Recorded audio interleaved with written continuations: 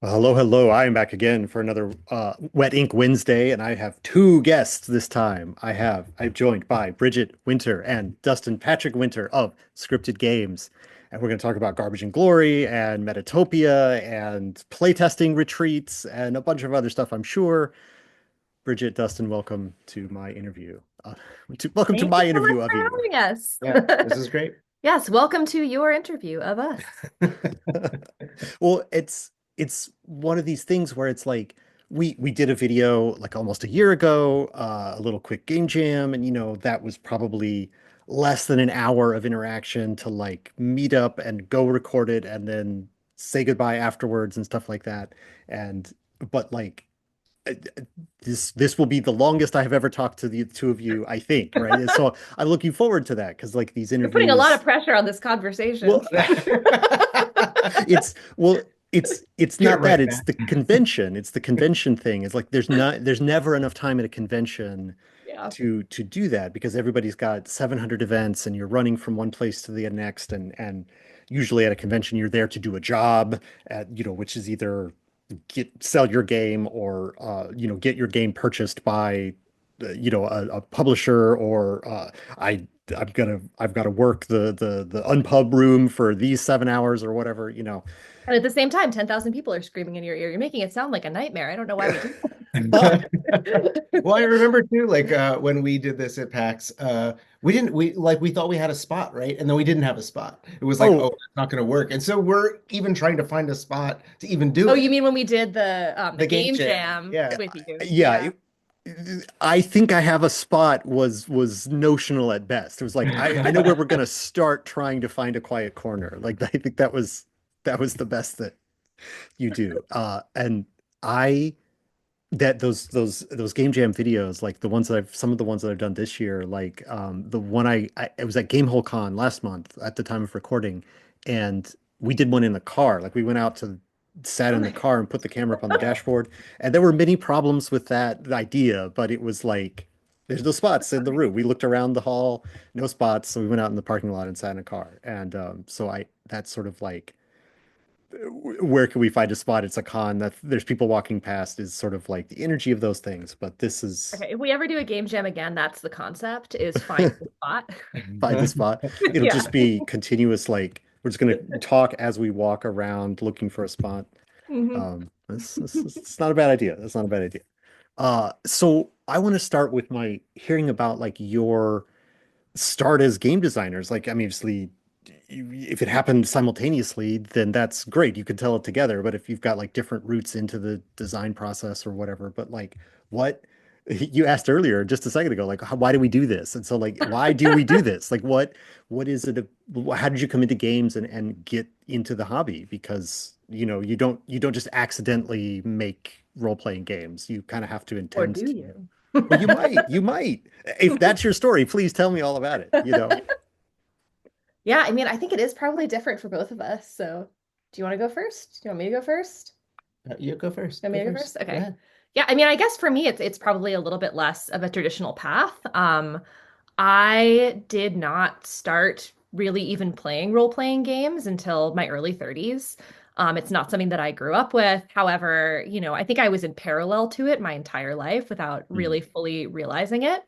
It wasn't when I was younger something that felt accessible to me that it felt like I was welcome to do. As a woman, as a queer person, and there's this whole wealth of different kinds of role-playing games that I just didn't even know existed. right. But I have always been a creative writer. I write short stories, I've written novels, and I do theater, right? I majored in theater. And so, like, of course, I was always basically doing this. And then, of course, play is play, right? Everybody plays. Sure. Um, and so it was really, really wonderful, I think, for me, when I was in my early 30s and when like the indie game space really opened up and there was more of a spotlight on different kinds of games, that I realized how close that was to what I was already doing. I've always Mhm. been very interested in different platforms and ways to tell stories. And so getting to play some games like that and seeing how they really were theater. Mm, How, when you do a role-playing game, it is like you are the director and the audience and the performers all at the same time, creating this beautiful ephemeral piece of art that just like vanishes afterwards, which is so magical. And I wanted to do that. And so I did. I yeah, I guess mean is the that's answer. Just started like playing in that space and was just really inspired by designers who were, playing with interesting mechanics, and like really narrative focused games. Um, and that was sort of my path to this. We can tell the story of how scripted games came about, I guess, after oh Dustin, yeah. Yeah, but that's you yeah. anticipate my the flow of my questions for sure. But because your path is so different, I feel like you should go first, and then we can talk about how we ended up even doing this as a company. Oh, sure, yeah. No, I mean, I hit it big, publishing games very young. At about 8 years old, I had published, one copy of the handwritten X-Men, the unofficial role-playing game, Amazing. which was just, all the rage at my house. Yeah, no, but I was a kid and I liked comic books and I liked, fantasy stuff and I liked sci-fi and um, I wanted, to have an immersive experience with those stories. I wanted to create my own characters, is I think is really where it started because I was drawing my own superheroes and I was Yeah. drawing monsters and I wanted to create characters. Um, And you were a D&D kid, so like you yeah. did grow up Yeah, oh playing. yeah, I inherited my older brother's books and Yeah. kind of never Okay. looked back, was so fascinated with it all. Yeah. I mean, that's what I Um, was gonna ask. Like, is there like a model? Like, if you started with that young, almost certainly you had to have a model of like, this is a thing that can exist, So, but if you inherited D&D books from an older sibling, then that's then there you go. Yeah, it was kind of a mixed bag, I think, because it, not only was it inspiring for me, and gave me some roots and a place to start, but it also, I mean, this was this was the 80s and 90s. Stuff wasn't as available as it is now. There weren't as many games out there. There Yeah. wasn't a whole lot of choice. And so, I kind of cut my teeth bending D20 system around anything that I possibly could. And, we talk, I think, ad nauseum within this space about how that just doesn't always work. You Hmm. can't take a system and bend it completely around every single idea. Um, you know, many ideas, but not everyone. Yeah, so Right. Dustin's first game, Dungeons and Dragons, mine probably like The Quiet Year by Avery Yeah. Alter, which I think says something about our different design sensibilities too. Yeah, yeah.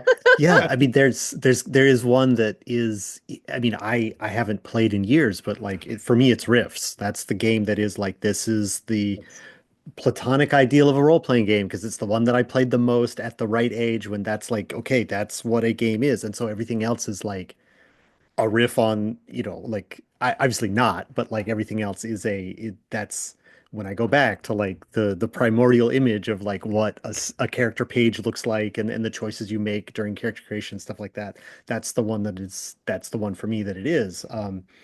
And yeah, but obviously like something like Quiet Year is completely different and uses a different format and like they're all the things that the technology is the term that I learned from Jason Morningstar where it's like the technology of games is so different than the D20 so or even the percentile that Palladium used. So yeah.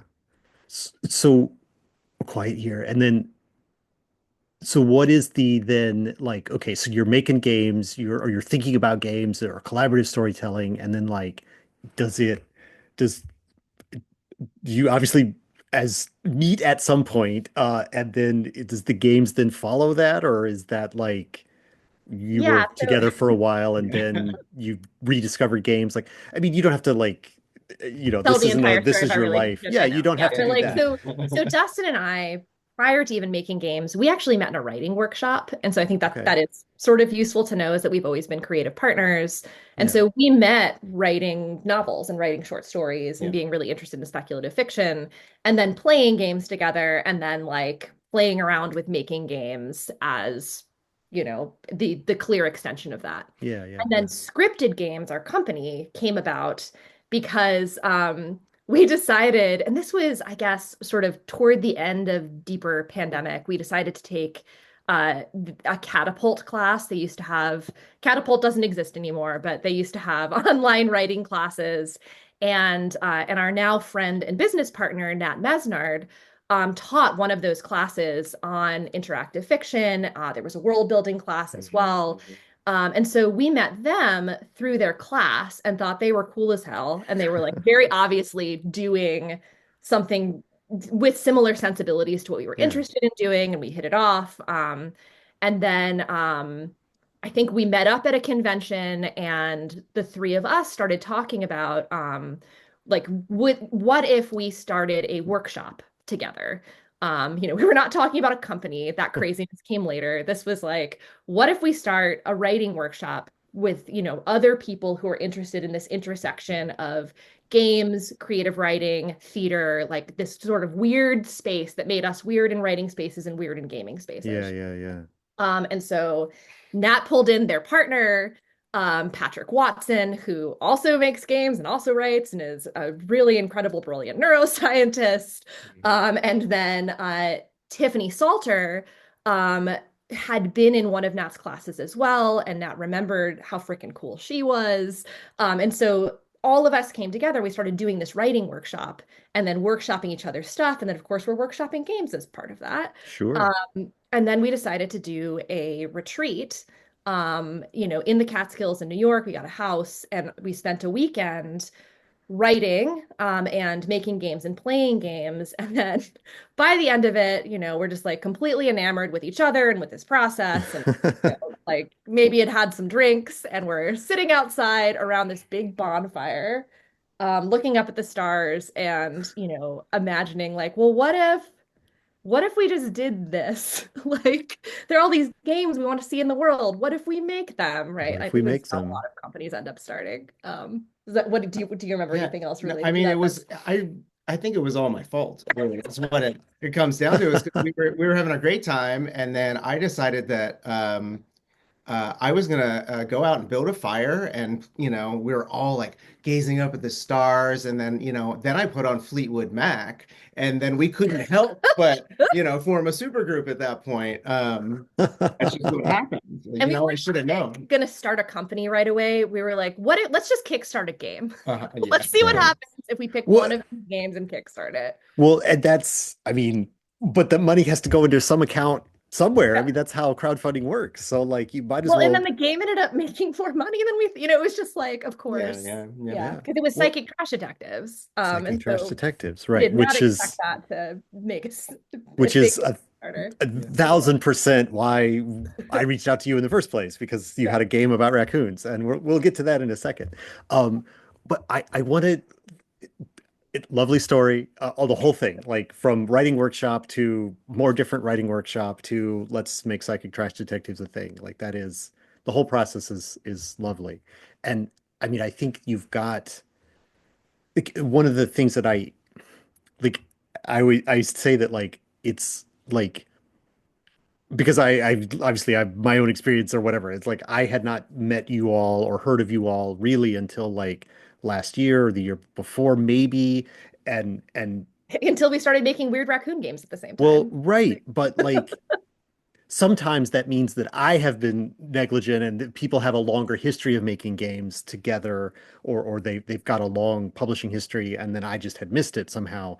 But that's not the case with Scriptid. Like Scriptid is like sort of everybody was longing for something and then now that you're all working together, you've come out with like 3 games in 18 months or something Yeah, ridiculous we, like we that. go hard, I guess. Yeah. Well, but that's kind of what I want to ask about is like what is it just seems like there's such and like I want to hear about that method of like both as a like workshop model or like there's 5 of us so like we can spread out that work a little bit or like we're each bringing strengths and weaknesses like because I mean there are people who I mean obviously Brandon and I and Wet Ink, like we've come out with like a bunch of games this year, but that's because we didn't come out with any games the year before that. So it's really a backlog of 2 years. And then we have these huge teams of people with graphic designers and artists and, 4 or 5 writers per project or whatever. It's these big teams of people. And it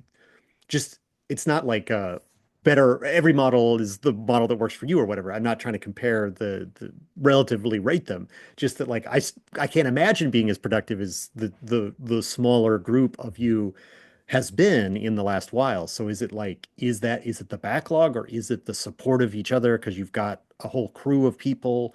Or is it if you cracked a working method? Like the fact that you went on a retreat just to write is like I think unheard of in the RPG space. Like it is more of like a writers retreats and artist retreats are things that like happen, but like I don't know that many RPG writers are doing that. So it is, I don't know. I've talked a bunch.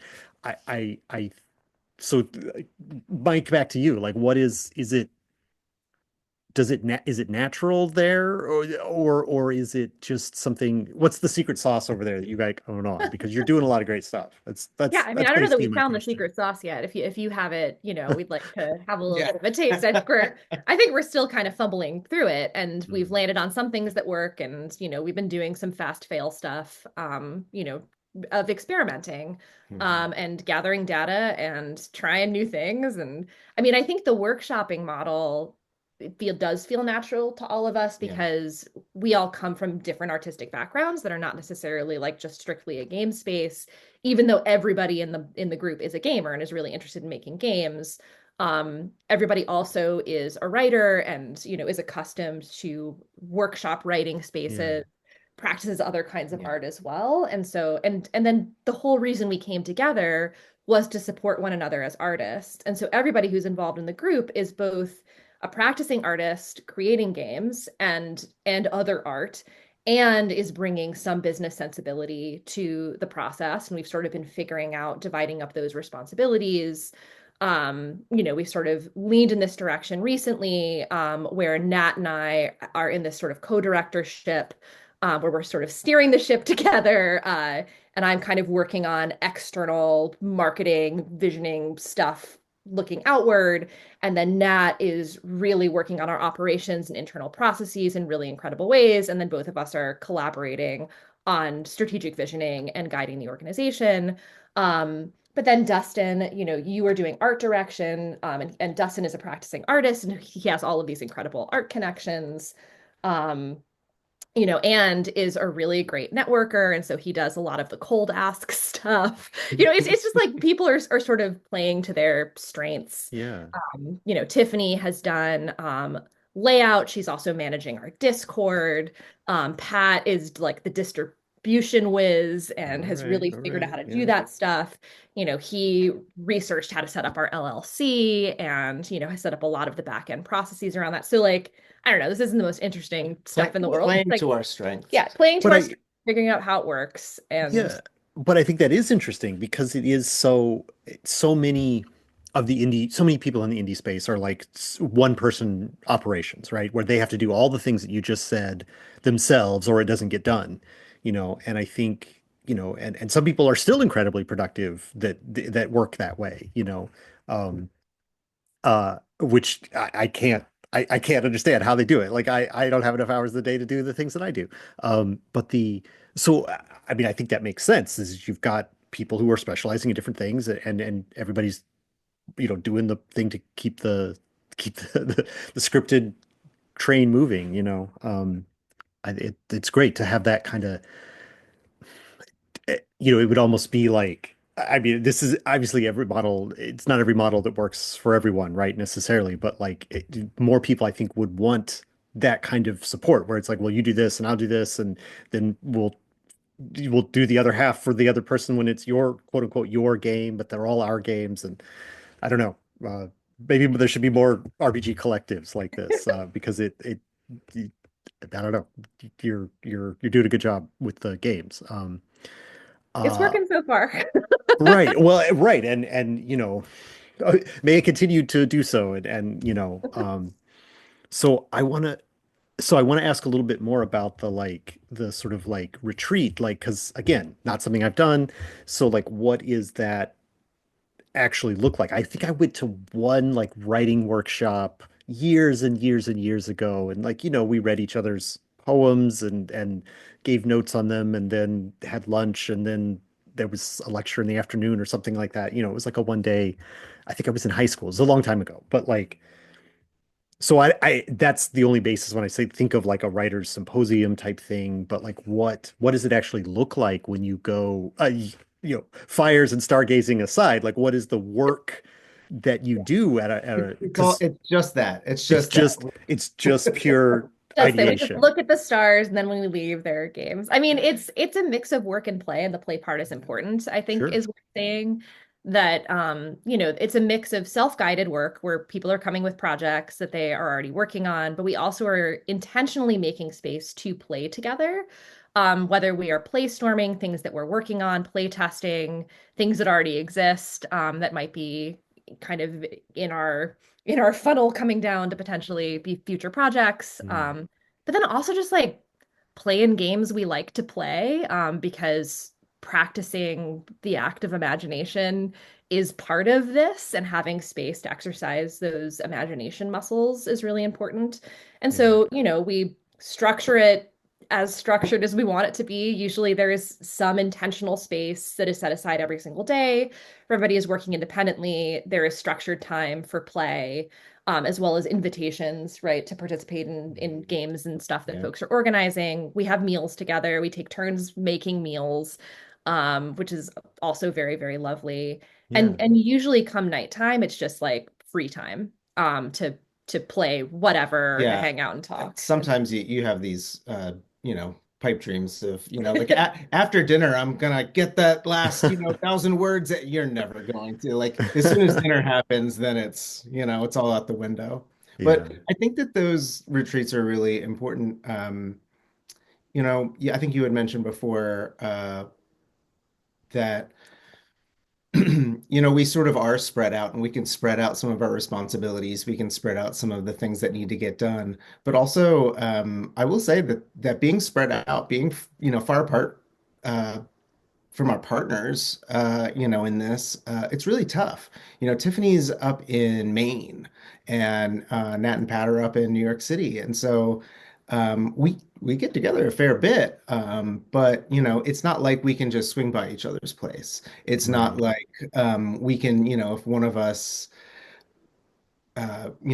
has a bunch of stuff that somebody else needs to take to a con, it's hard to get it to them. Right. And so It's there's a yeah. lot of coordination and stuff like that. Um, and and yeah, then relationship building, like you're saying. yeah, and Like, really, yeah, and you know, you you've got to be able to I don't know, if you have a game company, I feel like you got to be able to play together. It's just that's just the way it is. You got to find some games that you enjoy doing together, Yeah. because I think we all have our different areas that we really love. We all love different kinds of games, but it's being able to like find what brings us all together. Yeah.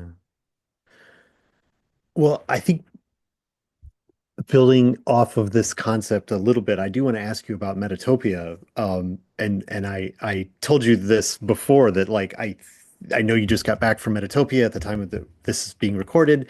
So it's sort of like that's the ultimate, in some ways, that's the ultimate like gaming retreat or game designers retreat, because it's just what you talked about, but with like 1,000 designers at least, right? I don't even know how big it is. Like tell me all the things. Like what did you do this time? I've heard about Metatopia before, and we did great. We'll talk be about it a little bit spokespeople for before. this convention we've gone to once. This is going to be perfect. They're going to love us for this. But first time people, like I'm sure you've heard the rumors about like it's an event that happens and it's the best thing since sliced bread, as and so like what was your experience of it? Um, you Well, know, it was awesome. oh, I guess first of all, well, yeah, great, I will say it was one of the most positive convention experiences I've ever had. amazing. So it is entirely people who are gaming industry professionals. It's a lot of game designers. It's not a convention where people are there to sell things. It's a convention where people are there to creatively develop games and to support other designers in creatively developing games. And so it's a really beautiful peer space. And so it is just playtests basically. Indie Press Revolution is there and they're selling games, but that is the only sort of sales thing that is happening at the convention. There are some panels, and then there are these game sessions, and you sign up ahead of time. So I think everybody who signs up as a peer designer gets 3 game slots that they can use. And there are regular play tests and then what's called high tests. And so you are entitled as a peer designer to 1 high test and then, 2 other just regular play tests. And a high test is it's kind of designers only. And this is a game where you are looking for like really hardcore feedback. Um, Mhm. you're really, really looking to deeply develop that work. And then my experience of the regular play tests is that you're getting much more of a user experience type feedback. You're still getting design feedback because it's designers who are playing it, Mhm. but people are there, engaging in the game, having fun, doing their best, and then giving you, feedback on what worked for them and what didn't and what questions they have, as opposed to like, all right, let's stop. Let's break this apart. Let's rip it to pieces in the most positive, amazing way. Yeah. And then the schedule's made ahead of time. People write up the descriptions of their games, and then you pick which games you're going to go to ahead of time. So you can map out your entire schedule. And then you can drop out if you need to, but you're basically committed to doing those games. And it is very easy to overcommit, and I believe that we did that this time. I think I was saying before this started. I didn't even think that I was signed up for that Yeah, much. it was And like 8 or 9 games total that we play It's tested over it 2.5 days. It's too that's many. it's a lot. That's a lot. I mean, yeah, I did I don't know, like those game jams that are only 15 minutes. I did like 3 in 1 day and I was like, this is And too these are much. like This is two too hour slots. yeah, Yeah, back to back to back. a lot of playtesting and learning new rule sets and like who are these people that I'm here with now and like, yeah, I can't I can only imagine Well, that and we it's bought our own games to play test too, right? So right like I because then you've got did, to like yeah, a high be test and a on regular play test and another regular play test. I think Dustin did a focus group. I did, Like, yeah. oh my And I think gosh. that's where most of the, I mean, if there's like if there's any kind of stress, I think that's where it really is coming from is wanting to I saw it everywhere is everybody wants to have a perfect thing. They want to have a Mm, perfect game. They want it to work perfectly. But the whole point is to bring something that's not perfect and right. put it in front of folks so that you can learn something new about what you're doing and, improve it. It's never going to be perfect, but In fact, it's kind of annoying. Like there were a few games that I know that I played that I was like, this game is done. You don't yeah. need us. Why did you bring this here? Like it was really fun to Yes, play, but everyone's this is like, done. Hey, that's the final confirmation of that's important feedback. This game is done. yes, yes, Yeah. exactly.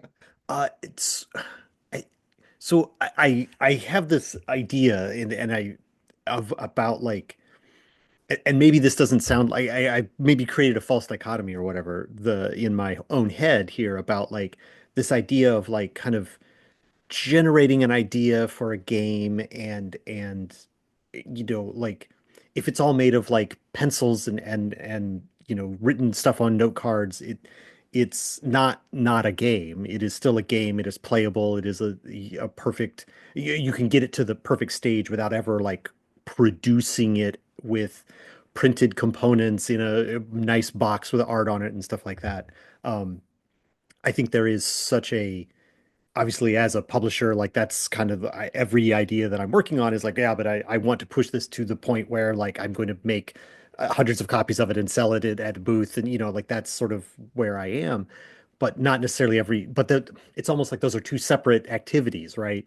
So the designing of a game and creating a play experience. I mean, you can have like a shoebox that has a perfect game inside, and it's all handwritten on note cards, but that there is sort of like but that's not a real game yet, in quotes, because it hasn't been art directed and produced and all that kind of stuff. So like again, maybe I've created a false dichotomy here, but like it seems like there's there's definitely a spectrum between the two. And so like where is I even was it a always a conversation of moving from the one to the other, or was that not it was just It where it really, was, really or depended on the designer, the game, where it was in its development, what kind of feedback they wanted. Because there were games where there was no interest in this moment in how will I produce this game. It hmm was, I want to make this game do the thing that I'm trying to make this game do. I want to know that it is an enjoyable experience. I want to get the game that is on the index cards to the place it needs to be and then think about production. There were games that were much closer to this game is ready to be produced. And actually, I'm so grateful that I'm surrounded by, designers who have ideas and can give me ideas on like who I can buy boxes from and stuff like that. That did happen. And then there were certainly playtests and conversations where both came up.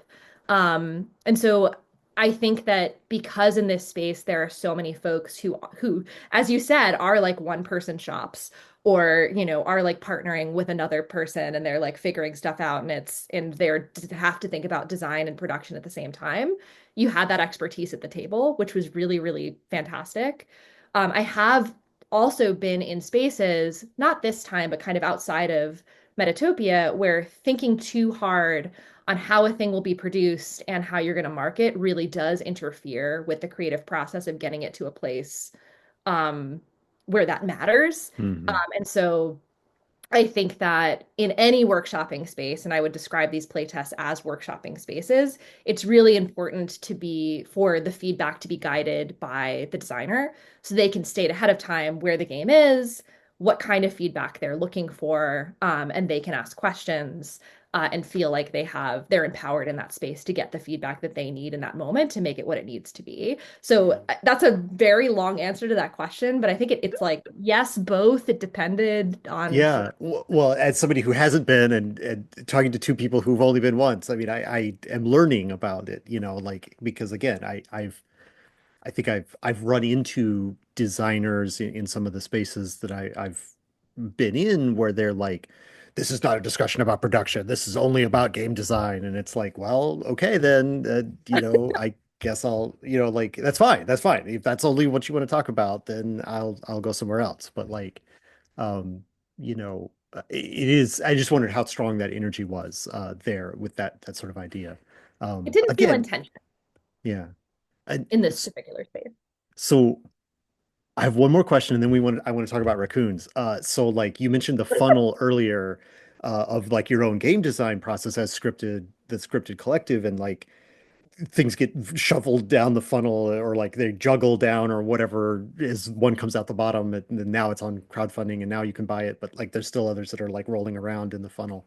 Um, a great image, great image. That's why it stuck with me for like 20 minutes or whatever. So like, is there anything that you experienced at Metatopia that you would then want to take back into your smaller scale, um, uh, uh, just the scripted game retreats that you saw that saw was done at part of the culture of Metatopia that you're like, ooh, we should be doing this, or that would be helpful, or that will shake the next ball down the chute or whatever, I Mhm. just as a I don't know. I don't know. Maybe there Yeah, I mean, wasn't, but I don't like, know, like in terms of the sort of playtesting practice itself, but it is a really generative space to be engaging in sort of a rapid fire way with a lot of different designers with different design sensibilities and different approaches to mechanics that like maybe you're already working with. I know that I mm, left with 100 ideas.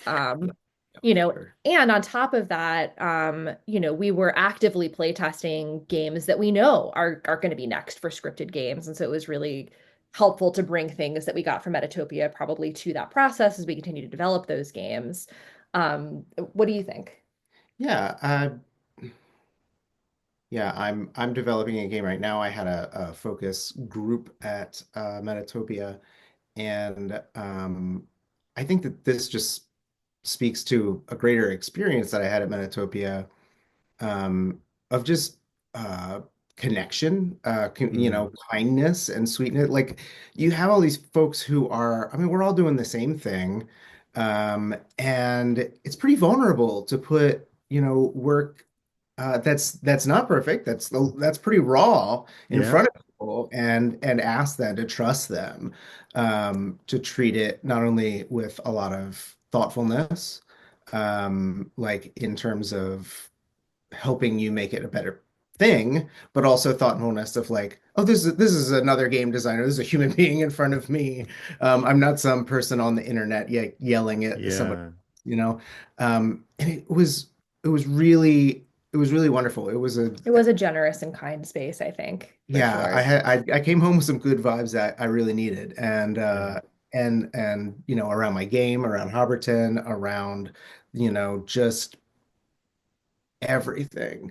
And I will say, the energy of sort of like the socialness of that particular con, I kept running into the same people. I kept being in the same groups with them. Yeah. It's like, oh, you again, hey. And it was just really friendly. It was really good. I can't promise that for everyone, Sure. certainly, but for me, it was really great. Well, it was a good reminder for me too, and I need this reminder constantly Mm. because I'm coming from a writing space, that you cannot make a game not through play. Like you have to play to make a game. Yes. Like you cannot write a game and then you have a game. Um, you have to play and playtest and then write a game based on all of the iterations from the playtest. And so the back and forth between like outlining an idea and then playing it and then re-outlining it and then playing it and then re-outlining it and then writing the game. It was really good to sort of experience that again in action. And the creative act is through play. It does not happen in here. It has to happen with other people. And Mm. it has to happen with people who are outside of your circle to see how Mm. different brains interact with the ideas, especially when they're early. Well, I Yeah. remember, I mean, over the course of Metatopia, you'll see a game change and Right. I've heard that Player, where yeah. where across playtest. Like there was yeah. one game that I played when we first arrived, on like Friday morning, so first session, I'm playing this game, and then late, the next day in the afternoon, Bridget's playing this game, and And then we're debriefing and it's like a totally different game. yeah. Wow, that person took all of that feedback that we gave them in one day. They, Well, incorporated it into the next playtest. I've heard people say that at PAX or not PAX Unpub events are Mhm. the same way where they're like, I've got three things and each one you're redesigning the game in between each one, talking about pacing, don't do that was the advice that I heard it under. You don't schedule, not that don't redesign the game, but don't schedule them so close together that you That you are can't. rushed. Good, yeah, that you can't. Yeah. Exactly right. Exactly Yeah. right. Um, all right, I have to ask about raccoons. That's what we're here for. That's what's going to be on the thumbnail is the raccoons. So you did Psychic Trash Detectives. So give us a very quick pitch of Psychic Trash Detectives. Yeah, Psychic Trash Detectives is a collaborative TTRPG for 3 to 5 players about psychic trash animals solving the mysteries that no one else cares about in their that are plaguing their small animal community. It is played with actual trash instead of dice. So trash are like the central object of play, and are used to drive the action forward. It is a really weird game that I was so excited that you found and then asked to bring us in to collaborate on your weird raccoon game. Right. And after I had seen Psychic Trash Detectives, I was like, we have to ask these people to be involved in some way. So we made you a stretch goal. And I think maybe the first stretch goal. So like it was definitely going to happen. All the people who we got you and we got Chris Sellers who did Psychic or Raccoon Sky Pirates. Those are the two like first stretch goals so that like the other RPG raccoon people would almost certainly be included. And basically, the direction for both of you was like, do what you did already, just in our system. So so he did airships and these elaborate rules for the building airships out of trash, and it's great. And we're like, you got to do a psychic detective, so like or a psychic class for the game. So you did, and it's great. And I want you to tell the listeners a little bit about like what you did with it or whatever. Sure. I mean, it was very fun. I've actually never gotten to do something like this before. Never been called in to I mean, I guess write an adventure within an Yeah. existing world, yes, but not take this thing that you already did and take that flavor and then use these mechanics and figure out how that could work here. And so part of the fun was discovering how that could happen mechanically. And it was really interesting also to do it with a collaborator. I was doing it on my own at first, and then I was telling Dustin all the ideas that I was having, and he was getting really excited. And I was like, you know what? Why don't we just do this together? Just do it This would together. be more fun. We just did this together. Yeah, and it was. And It it was tons of was. fun. Yeah, so we got to create a calling, that is psychic trash detective and sort of figure out what that would look like. We got to create a bunch of NPCs, which really got wild. Yeah, And this is the like exciting because this for this particular project, all of the stretch goal writers, we were like, I don't care what you do, just do something. So we've had the most wildest variety of contributions as far as like tone and each writer's vision of raccoons or whatever. So like like you're making this cl the calling, that's what we call them. They're like uh, a class in other games. They're inspired by that a little bit. But then, yeah, you these NPCs. So you like created this whole like almost almost a setting where you could meet all these people and are these NPCs. So yeah, I've interrupted you. You were probably already going to say this, but like tell us about the NPCs and like where the sort I of mean, that's there's of course the a most fun part, a right? center. They all Yeah, meet around a certain place, Yeah, right? you start with the we characters. start with the characters. I mean, so we created allies and we created antagonists. Both of them are like very fun in different ways. And then we created story hooks too. Do you want to talk about some of our weird characters that we Oh made? yeah, Yeah. absolutely. I think we want to hear about them.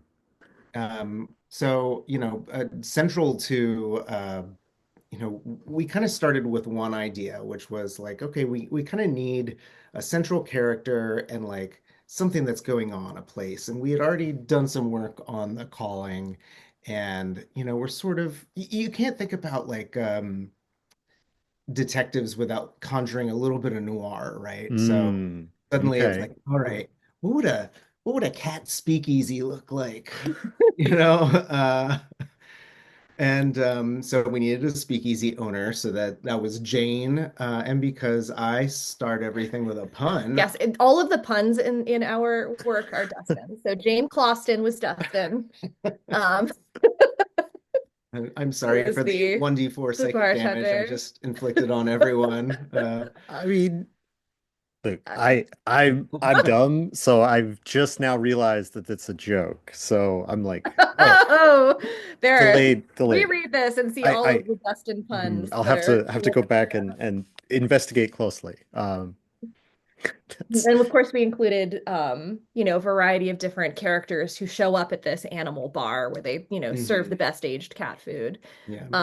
One of them that I particularly like actually is a character that a friend of ours during playtesting of Psychic Trash Detectives mm, created as her character, and I was like, how do we get this in here? Because it's just the nice. coolest character, and that's Mango the fruit fly. Our friend Anne Marie Brockmeyer created Mango the fruit fly.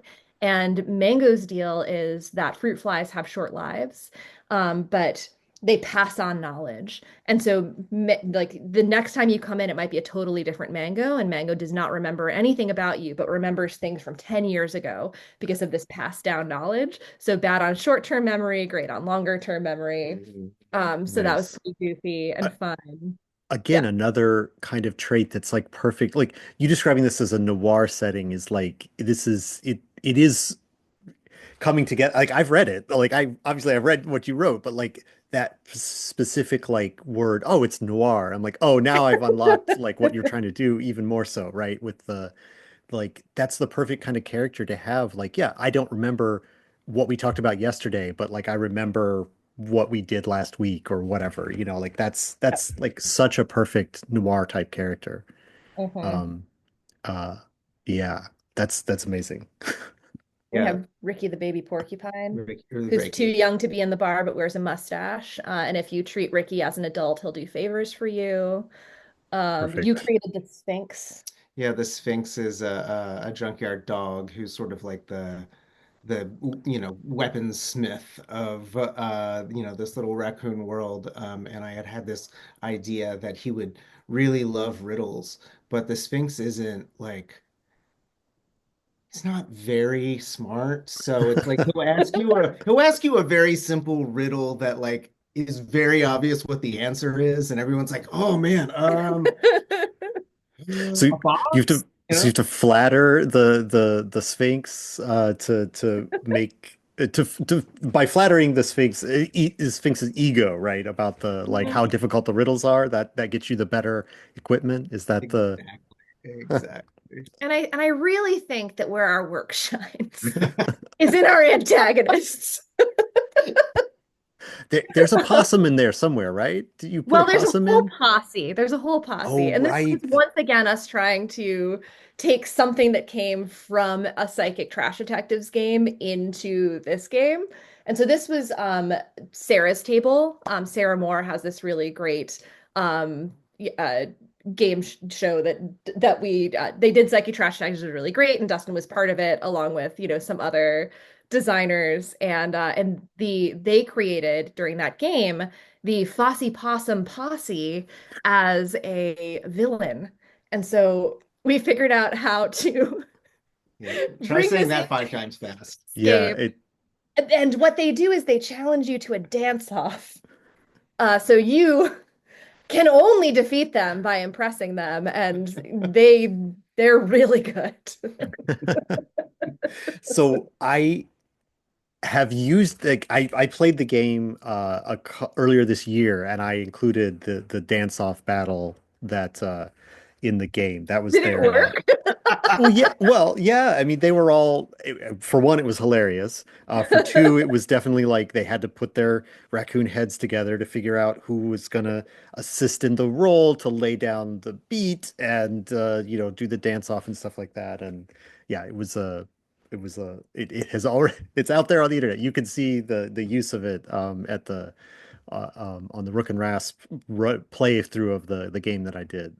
So yeah, it's good content. It's good content for sure. Amazing. And then we had Ogre Kiddo, who is a child who chases you around and says kitty kitty and picks you up and can squeeze you really, Mm, really, really hard. yeah. Yeah. So you mentioned some of the plot hooks, and I actually don't remember any of the plot hooks, but if you have a favorite one that you want to mention as well, Oh man. how you because like putting them together, like all these characters are sort of like just kind of thrown together, but like I think they're, you know, I don't know. You may not remember either, and that's fine. But like if you have one that you're like, this is where you should start. Start here, this adventure. Like, Oh my gosh, I don't know. Do you Which one do think you think? Which one do you I think? was gonna say, is your favorite the buck stops here?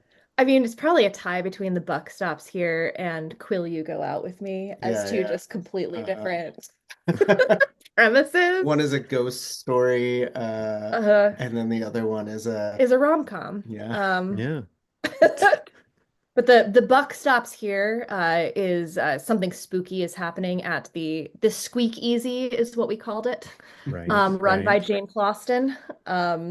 That every night at exactly 9:26 p.m., the ghost of a huge, magnificent buck walks through the wall of the garage and into the bar, and just stands there in silence until all of the patrons leave. So the bar is losing business. Yeah, And Jane, the bar owner, if you can figure out what is happening with this buck, because it's coming from this house, the ogres are out of town. She knows for sure they haven't taken their trash out too, so there's something in it for you. But if you figure out what's going on and make this ghost buck stop coming into the bar, then she will reward you by putting your picture above the bar. the That's coveted. a lot of glory there. Yeah, that's it's and this is the kind of stuff that like I mean the sort of the default mode of play of the game is sort of more in the like dungeony, fighting monsters kind of thing. But then that's why the stretch goal writers are all like, oh, or and do something completely different than that. And everybody has. And so like these sort of like I mean, it's not exactly like a Cheers situation, but it could be if you wanted to play it that way. It's definitely Yeah. more, um, you know, like I mean, you have like taverns and stuff, and is well established in like adventuring. So I mean, it's not that far away, but it's like these stories are so fun, and you know, yeah, let somebody else work on it is a because they'll do stuff that you didn't think to do with the game is sort of like our method for the stretch goals. So you've definitely done that. It's yeah, it's really fun to have you be a contributor to the overall project. So in that way, it's great. Yeah, it Yeah, was this really is fun very to fun to work it on. was really fun to work on, and it's actually really nice to hear that, we've kind of taken some of the ideas that were there and taken them a little bit farther afield Yeah. than they ordinarily would have I gone. knew we did that. It's Yeah, good to hear you say, I liked that you did yes, that. You yeah, know, that was cool. So thanks for breaking my game and making it into a teen rom-com about a baby porcupine. Uh, I mean, it's like you said earlier, Dustin, about the big game that uses the D20 and all that stuff. Like it is not the best for every kind of storytelling, right? So like by offering up the basic rule set to a bunch of different designers who have different interests and we've got all of those different things that people wanted to do with the basic idea of what if it was raccoons going on adventures, like they've done very different things with it, and everyone is correct because everybody is have their own idea of what that simple idea of it's raccoons going on adventures, what does that mean to them, and you know producing a collection of these things where here's these all these different designers. It's great. There's no it's I don't know. It's like it would be a lot more work to try and be like, no, no, no, you need to turn down this craziness 17% so that we can add more like of these stock phrases or like I don't want to do that job. I want to like have you guys be present your ideas with minimal prompting, right? So that I'm so excited to see what other folks did, like what these Yeah, other yeah. stretch goal ones are. yeah, Be really there's big. it's yeah, so that's we will be so the main book at the time of recording, the main book is nearly done, and will by the time this video is out, will hopefully be in layout. But then the stretch goal collection is mostly it's had a first light editing pass and will be assembled and should be out following the main book, not too much later. But we usually tie in because the stretch goals don't actually go to print, so it doesn't have the timelines are different, right? So we can send Yeah. the main book to print and then focus on getting the stretch goals edited and laid out, and then they come out close to the same time as the sort of the goal. So, um, you know, sometime in 2025 will Yeah, be so all it'll be a this. minute, but you'll get to It'll see still be a it. little minute, but I mean, also I'll send you everybody's stuff if you really want to read it I now. do really want to read everything. Gimme. Yeah. All right. Well, we'll Grubby raccoon fingers. that's right. That's right. Grabby hands. All right. We've talked for almost the full time, and I appreciate everything you've had to say. I do want to give you a chance to talk about like what other projects you have that are like maybe just released, like last week, or coming out soon. You asked about the date of when this is going to air, so maybe you've got some secret news that you want to have. I don't know, but like and then lastly, we want to hear where we can find scripted games and all that stuff. But what are you working on right now? Yeah. What's coming next? So at the time of recording, we just only a week ago fulfilled and then officially released Against the Gloom. Do you have it? Oh my God, he has it. Oh, So this there it is a is. book by Dustin. Dustin, you want to talk about your game? Yeah, so if if this is a game about pirate troubadours lost in the underworld. And if Brigitte's game, Psychic Trash Detectives, was a game about psychic raccoons and possums that uses actual garbage, this is a game about rockstar pirates that uses actual music at the table. And All so right. a large part of the gameplay is revolved around playlists. So we refer to it as our role playlist building game. You'll make some, It's like what do we say? Death metal. Our flag means death metal. Yep. Uh, Okay. Yeah. and That's so a it's good pop culture phrase there. got to keep those puns going, you know. And so yeah, uh, I wrote that. It just went to Kickstarter backers. Yeah. It's also with IPR. We're selling it. So Hmm. it's like making its way into retailers Yeah. as of this past week. So maybe by the time this comes out, it will Yeah. be in your local game store. We also just finished our Kickstarter for Golden Good Girls, which is a sequel to Psychic Trash Detectives. You don't need Psychic Trash Detectives to play it. It's just set in the same world, this time with senior shelter animals who are aging together in this and are considered unadoptable, but are living their best Right. lives in a shelter. And it's played with actual treats. So players bring treats to the table that are narrative lures that used to like reward each other's behaviors. You do tricks during it. It's a wild game. It's actually part of what we were playtesting at Metatopia. So it's just getting like better and better. And so that is available for pre-order, and then it'll be fulfilled and then available at retailers later in the spring. And then I will say that we do know what our next game is going to be, and Ooh.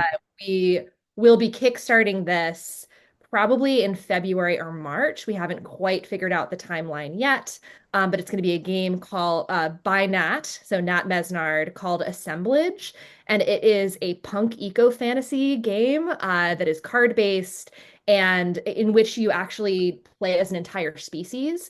And so you are Interesting. making this like fantastical ecosystem together with these invented creatures. It is science-based, but you can, make imaginary beings as you're creating your species. And this is um on the edge of ecological disaster. And so Yeah. sort of playing toward that disaster and then playing to find out what happens. So Yeah.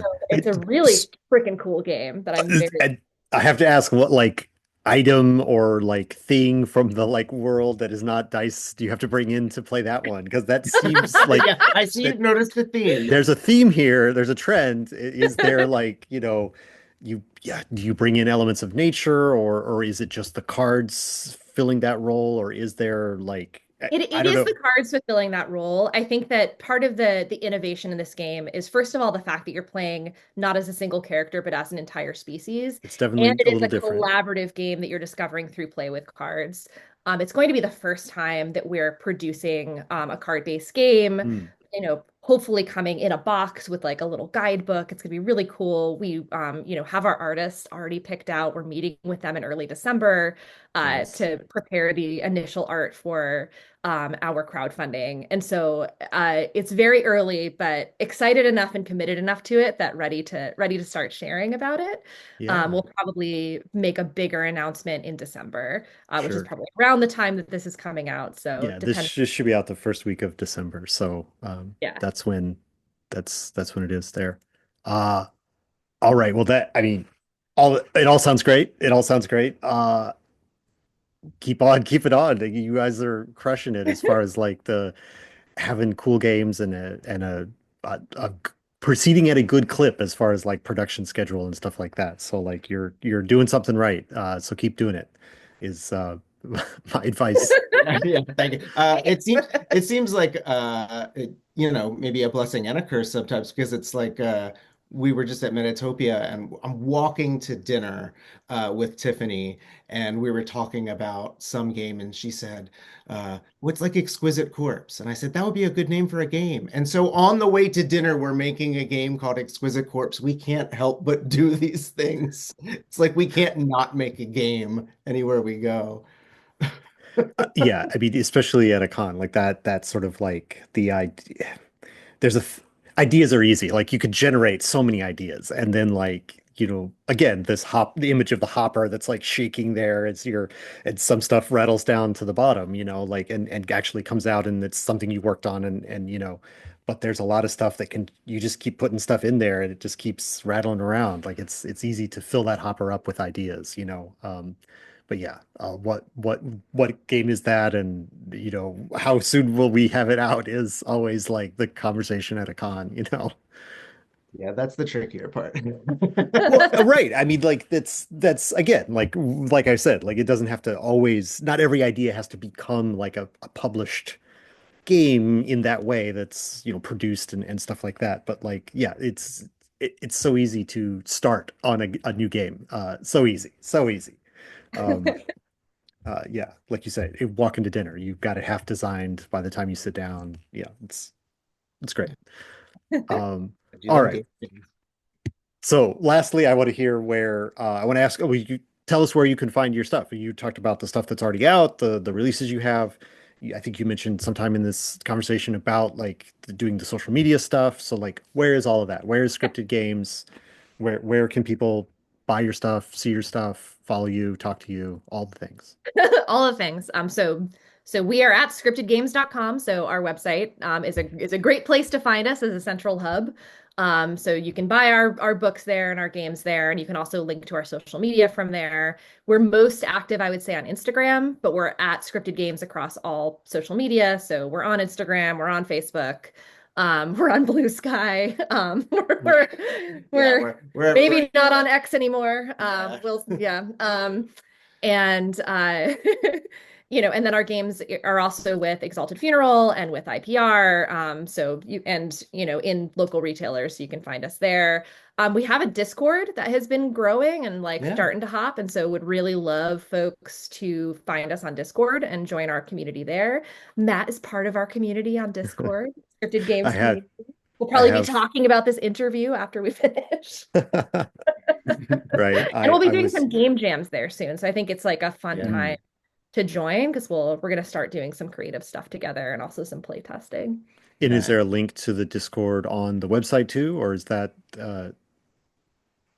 need I don't us? know. We probably should put that up Yeah, on. this this is like a thing that I shouldn't be problem solving during this call, but I'm trying to figure out how to make like a perma link to join the Mm, community instead of like these rotating links that are yeah, like join and now it's expired and now it's expired. yeah, I think you can do that, but we'll talk about it We'll after figure it out we offline. hang up. Once we Yeah. do, it'll be very apparent. Maybe it could be in the show notes. Who Come on, knows? gaming If Discord there's Maven, if help us out. Join our That's Discord. Yeah. literally why I asked, like, if that the Yes. Discord link should be in the show notes, because that's the Right. We'll just I'm pretend making like notes I right didn't now. say any of that, and we'll just say it's in the show notes, everyone. That's how you'll join our Discord.